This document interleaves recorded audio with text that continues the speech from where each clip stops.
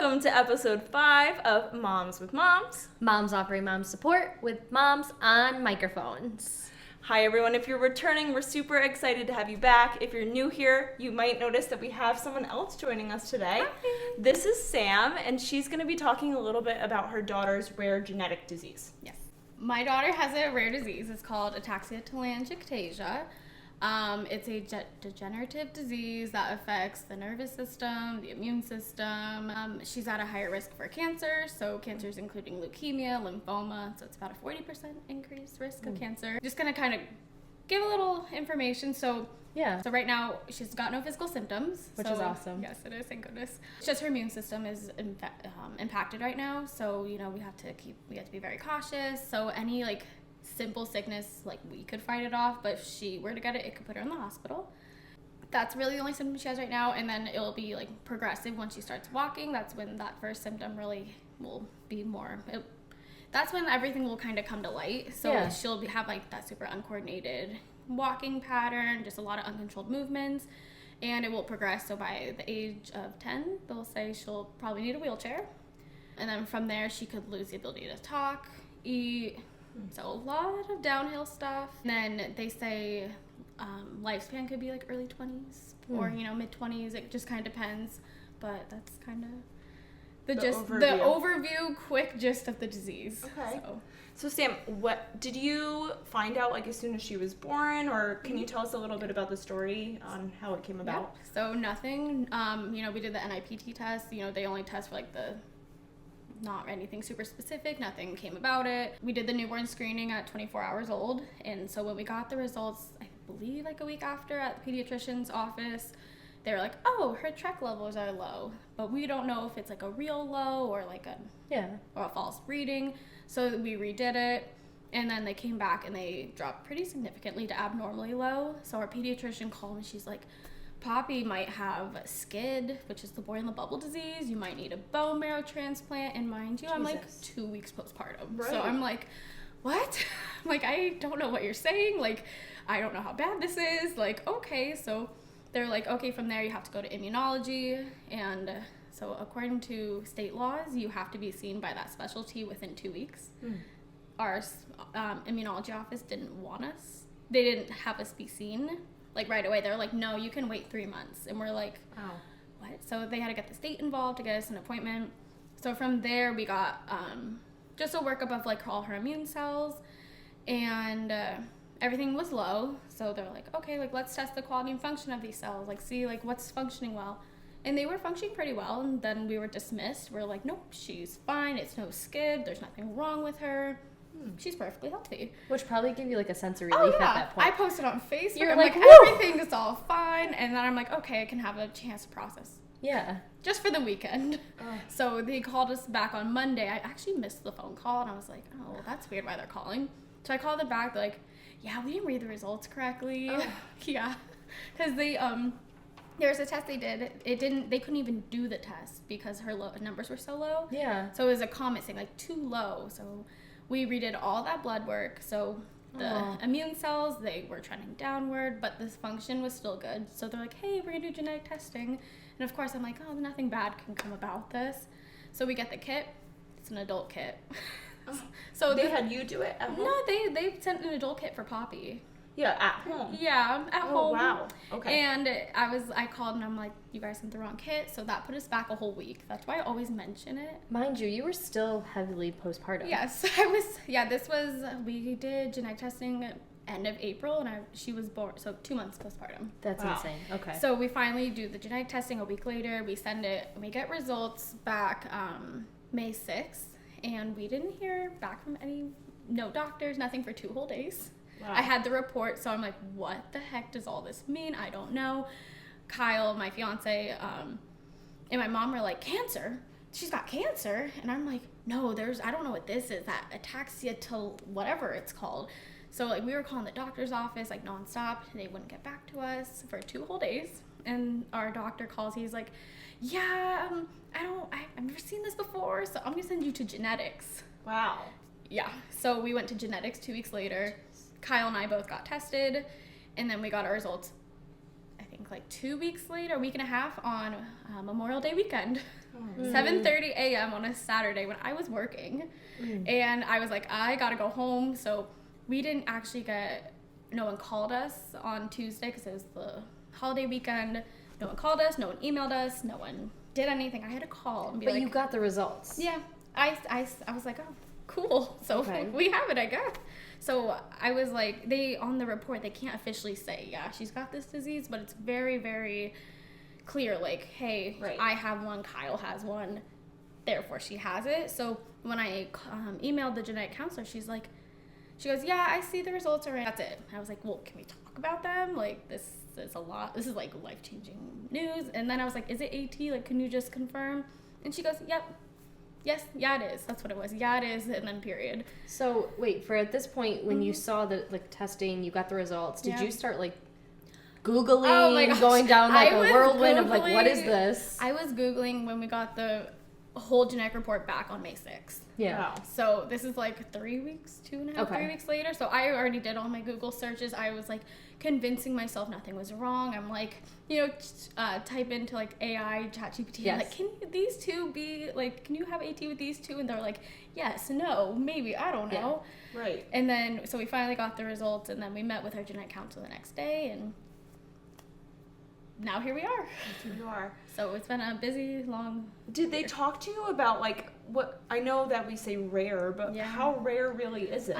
So it can be, about less than 1% of the population has an ATM mutation. Wow. Okay. So it's pretty rare. So I believe they say it's like every 1 in 40,000 to 100,000 births, or in some places 1 to 300,000. Oh, wow.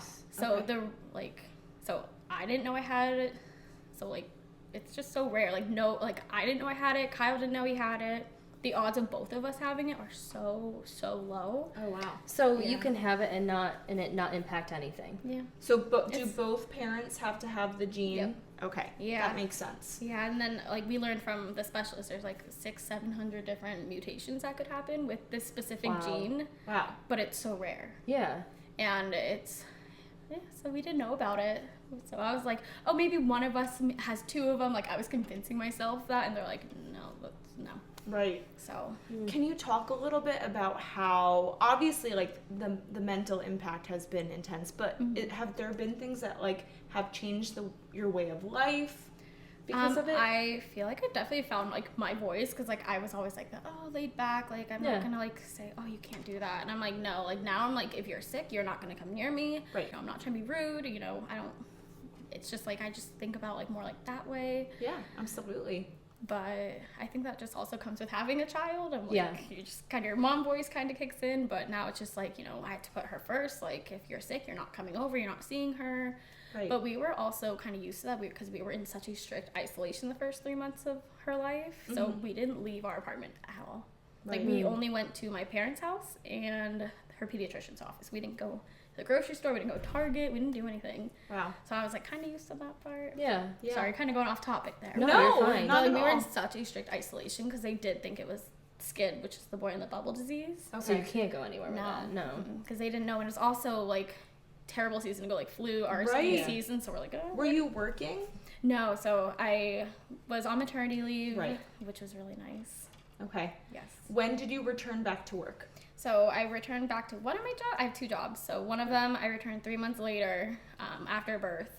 I need to do something. Yeah. I was like, I need to do something. So it was right before we got the results, and then working in the education, the education field. So I got to go back in September, so 6 months later. Okay. To my full-time job. Were you nervous just because, like, in general, right, like, we both work in schools as well. Were you worried about, like, the kids' sickness and everything like that? I was more worried about hospital sickness because that was my other job. So, but I got great accommodations through work. Like, I don't go into contact rooms, but I also wear a mask everywhere, like, at work.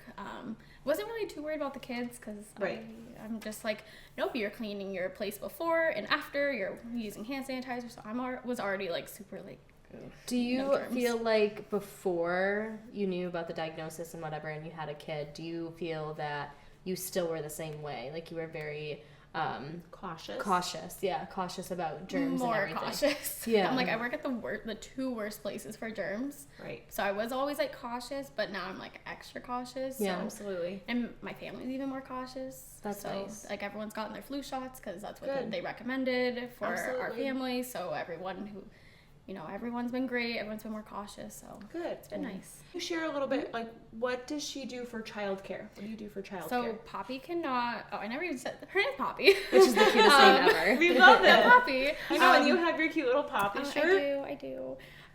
What's it say? Poppy's fight against AT. Oh, that's awesome. And then I'm a Swiftie, so to live. There you go. I feel like Taylor Swift. Childcare, so she cannot be in daycare with more than 5 kids. Mm-hmm. So my mom has her friend. She lives a little bit further from us, and it's only her and another girl about 2 years old, I think. Okay. So it's just her and the other girl and my mom's friend. There you go. So it's really nice. So it's someone we know. Yeah. Our daycare person's great. She, if the other girl's sick, then she's like, nope, you're not coming over. Poppy's a priority. So that's been really great. So that's amazing. yeah, she's awesome. It's really good to have people who understand. Mm-hmm.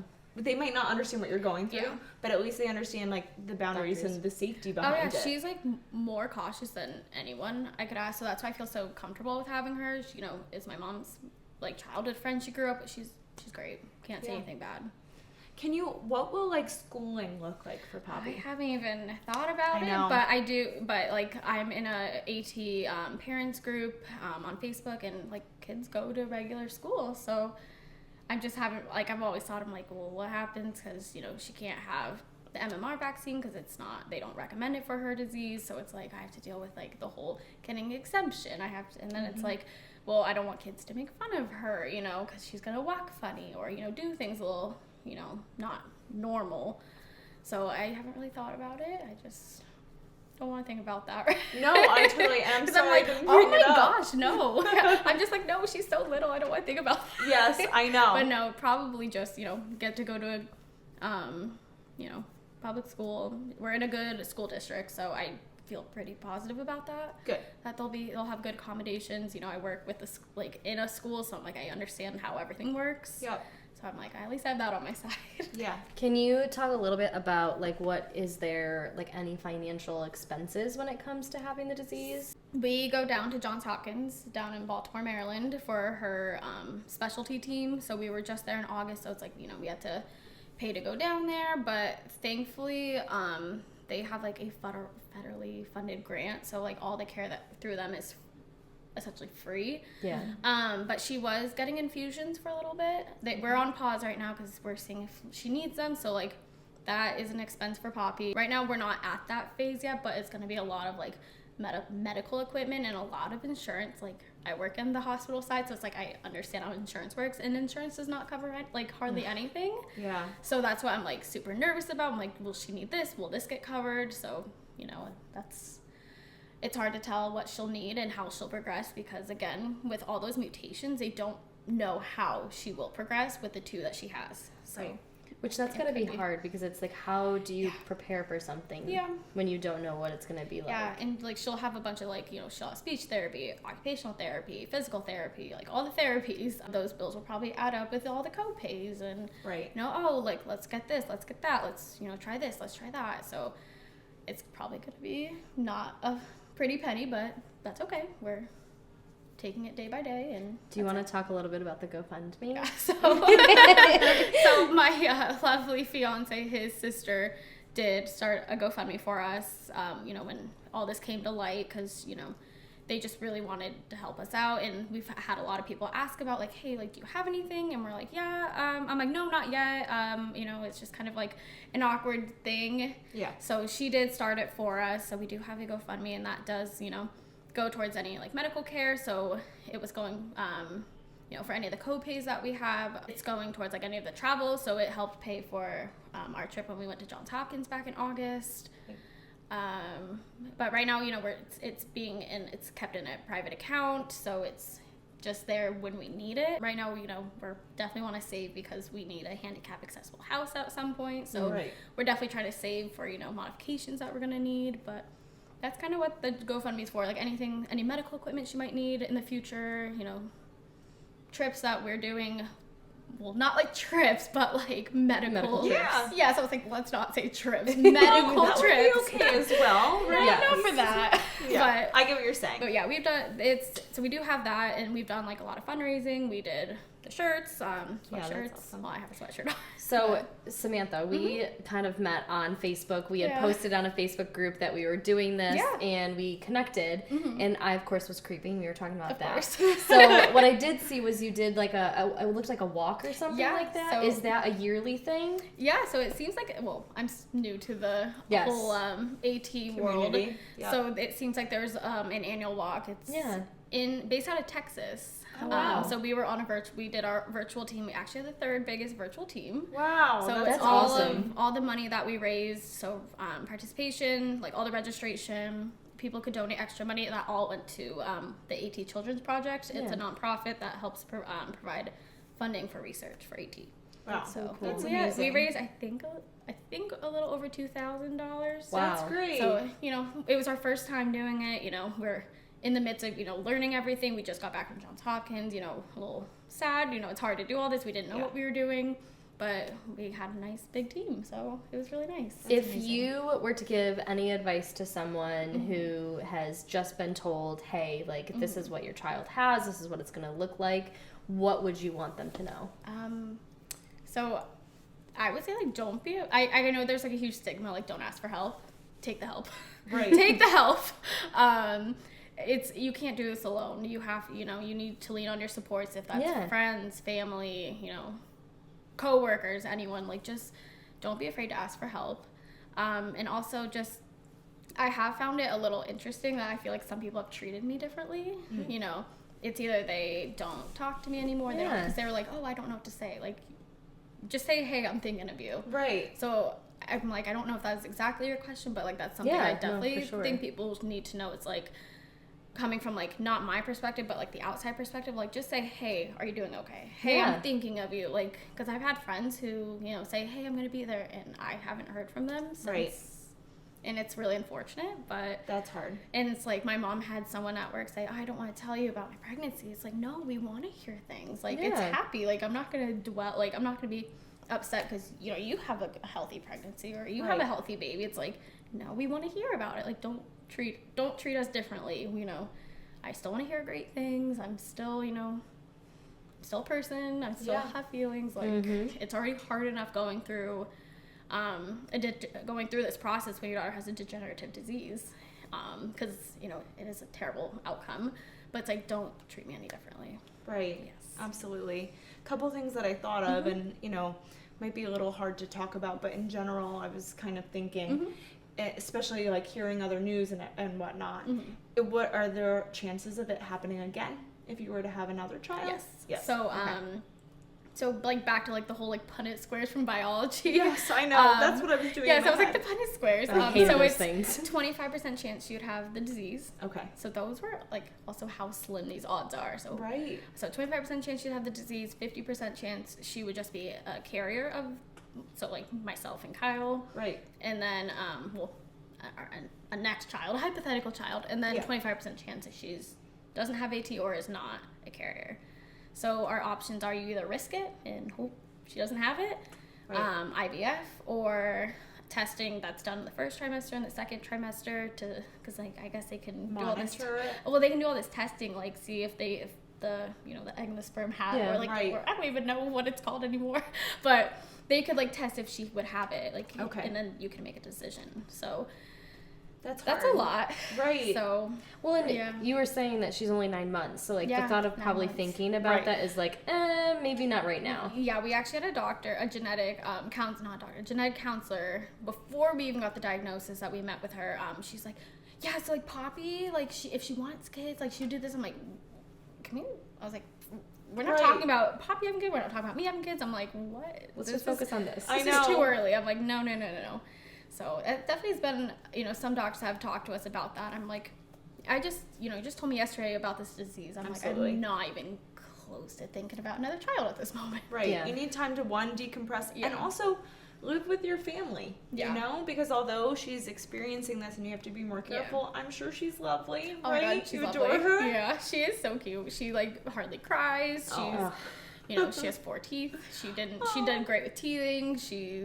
Can't figure out not rolling. She can figure out rolling. She can't figure out crawling. She's starting to stand, like she's great. Listen, my child didn't even crawl. I swear he crawled and then 2 days later was walking. Right. That's I think what's gonna happen with Poppy. I'm like, she can't figure it out. Like that motor planning is just not there. She's like, I'll go backwards. Like, my kid do whatever. Will he drag drag himself across. Jax, I would say, crawled pretty quickly. He did. And then he also walked pretty quickly. Yeah. But that also was scary because I was like, wait a second, you were just sitting there and now I'm chasing you around the house. And then you have to proof everything. Yes. I'm not at that stage. I'm like, I don't want to do that yet. We have 4 dogs at home. I'm like, that's gonna just be a news story. There's stairs everywhere. Yep. I'm like, oh gosh. Oh, I get that. Can you talk? I know we're kind of getting close to the end, but even just meeting you, we're just meeting Sam today, and you're one of the most lovely humans I've ever met. You seem so positive, and I'm sure that it's really difficult.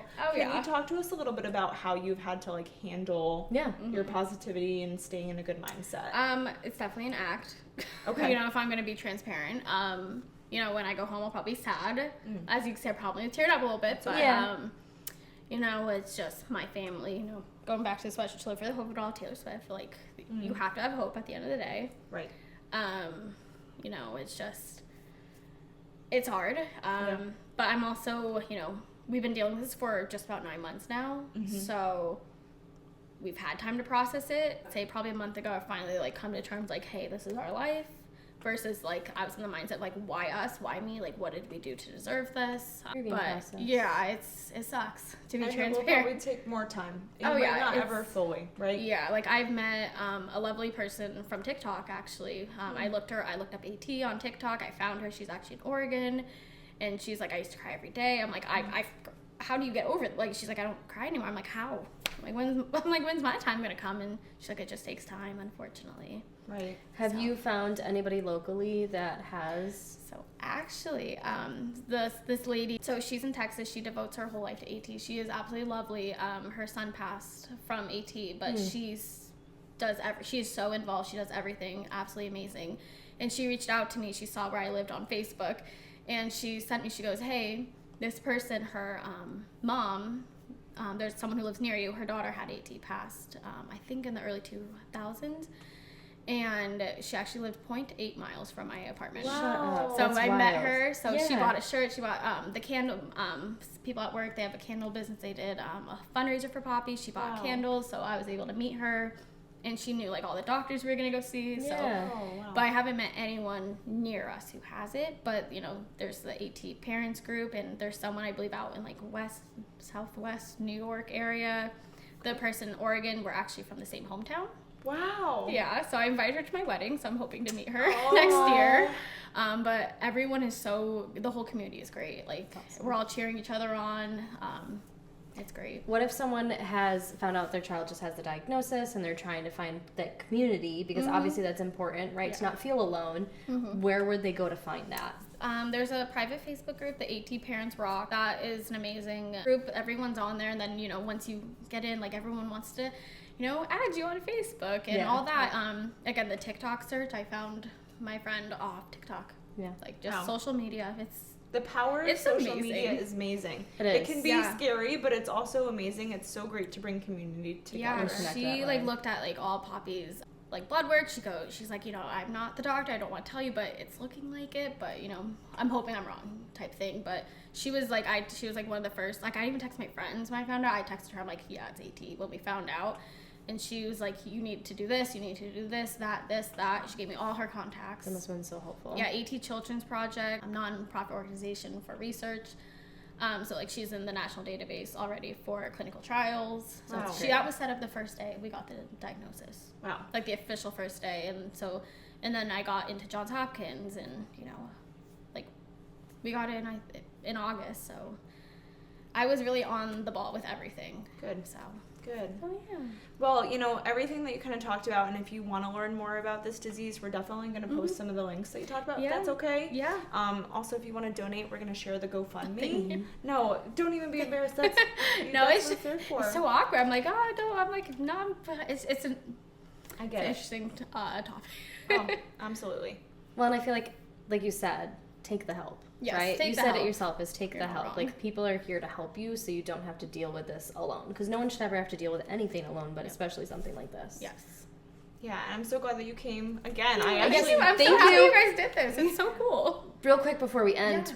we literally we reached out to her, asked her to come on. She's never met us, and she drove to a house that she's never been to. So, I'm safe, Mom. so for the moms who want to come, Sam's the Yes, person. I'm You're safe. safe. But no, thank you. Is there anything that you feel you want to share before we wrap it up? No, I think what you guys are doing is lovely. I think it's Thank you. awesome. Especially during these times, like, people need to lean on friends, and I'd love to call you guys my friends now. Yeah, You guys yes, are friends. yes. Absolutely. Yes. But no, I love what you guys are doing, so keep it up. Thank you. Absolutely. Always, moms, we're surviving and thriving because as moms, that's what we do. Bye, besties. Bye.